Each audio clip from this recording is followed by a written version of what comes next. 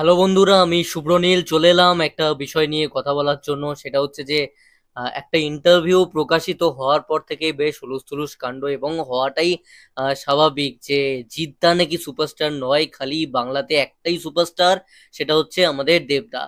তো দেবদা অবশ্যই সুপারস্টার, দেবদা মেগাস্টার। কালকে আমি যেটা নিয়ে একটা ভিডিও করি অলরেডি, যে দেবদা সত্যিকারেরই সুপারস্টার, কারণ অন্য তরফে একটা আর কি অভিযোগ এসেছিল যে দেবদা নাকি এখন আর সুপারস্টার নেই। দেবদার আর সেই ব্যাপারটা নেই, কারণ সে নাকি ঘরের ছেলে হয়ে গেছে, এবং জিদ্দা হলো প্রকৃত সুপারস্টার, কারণ তিনি অ্যাভেলেবেল নয়। আবার আর একটা জায়গায় অন্যান্য সব বিশিষ্ট ব্যক্তিত্বদের আমরা ইন্টারভিউ দেখলাম, সেখানে আবার তারা বলছে যে জিদ্দা নাকি সুপারস্টার আর নেই, এখন হারিয়ে ফেলেছে, এবং দেবদাই প্রকৃত অর্থে সত্যিকারেরই স্টার নয়, তবে তিনি সুপারস্টার। বক্তব্য ঠিক, দুতরফাই ঠিক। একটা মজার বিষয় হচ্ছে একজনের নিজস্ব চ্যানেল, আর বাদবাকি দুজন বিশিষ্ট ব্যক্তি তারা একটা অন্য বড় চ্যানেলে ইন্টারভিউ দিচ্ছে। তো তাদের সামহাও কিন্তু এই টপিকটা ঘুরে ফিরে আসছে দেব এবং জিৎ, এই দুজন। মানে শুধু দেব আসছে জিৎ আসছে না, অথবা শুধু জিৎ আসছে দেব আসছে না, এমনটা কিন্তু নয়। এখানেই কিন্তু প্রমাণিত যে দুজনেই বড় সুপারস্টার, কেউ কারোর চেয়ে কম নয়। কারণ যে প্রশ্ন করছে সে তো দেবকে নিয়ে একা জিজ্ঞেস করছে না। হ্যাঁ, প্রশ্নটা অবশ্যই তার তরফে ছিল যে দেব কি একমাত্র সুপারস্টার, কিন্তু সেখানে কিন্তু কোথাও না কোথাও ঘুরে ফিরে তার ইনডাইরেক্টলি প্রশ্নটা জিতকে নিয়েও ছিল। জিত কিন্তু ছিল ওখানে, ঊর্ধ্ব থাকলেও জিত ছিল। দেখো, একটা মানুষের প্রেজেন্স, তার নাম নিয়েও কিন্তু ধরে নেওয়া হচ্ছে যে কাকে বলা হচ্ছে। মানে যাদের ইন্টারভিউ করছিল তারা কিন্তু সামহাও বুঝে গেল এবং হাসতে হাসতে বললো যে তুমি জিতের কথা বলছো তো।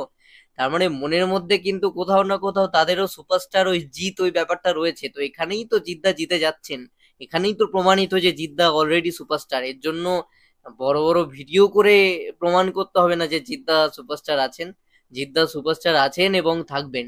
আমাদের দুজনই সুপারস্টার, দেবদাও সুপারস্টার এবং জিদ্দাও সুপারস্টার, এটা অস্বীকার করার কোনো জায়গা নেই। এবং আজকে একটা মানুষের যদি সেইভাবে হিট হচ্ছে না, আমি মেনে নিলাম, তবুও হিট না হওয়ার পরেও একটা মানুষের স্যাটেলাইট রাইট বিশাল, টিভিতেই তার যা টাকা উঠে যায়, ভালো ভালো নায়কের ভালো ভালো ওই ভালো আঁতেল একটু ভদ্র সফিস্টিকেটেড ছবির আর কি সিনেমা হল টিভি মিলিয়ে সব মিলিয়েও উঠবে না তার। খালি যা টিভিতে ওঠে তার অর্ধেক ওই আঁতেল ছবিদের সিনেমা হল থেকে এবং স্যাটেলাইট থেকে আর কি ওঠে না।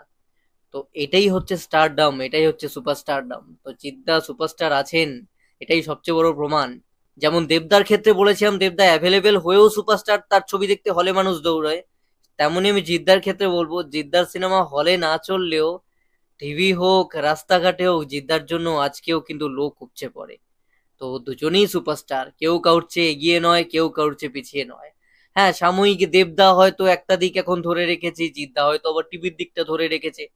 তো দুজন দুদিকে আছে, আমাদের এই দুজনকেই দরকার। প্লিজ এই ধরনের কোয়েশ্চেন করা বা এই ধরনের টপিক থেকে আমাদের মনে হয় দেখার থেকেও বিরত থাকা দরকার, এবং তাতে আমাদের মনে হয় একটু বেশি করে পাম্প না দেওয়াই ভালো। যে আমরা পাম্প মেরে মেরে কিছু কন্টেন্ট ক্রিয়েটারদেরকে, কিছু ওস্তাদ মার্কা আছে না, তাদেরকে মাথায় তুলে দিই, সেই জন্য তারা আবার দেব ভার্সেস জিৎ, দেব না জিৎ, দেব আর হিরণের লড়াইতে জিদ্দা এগিয়ে গেলেন, এই ধরনের সব ভিডিও বানাবার সাহস পাই আর কি।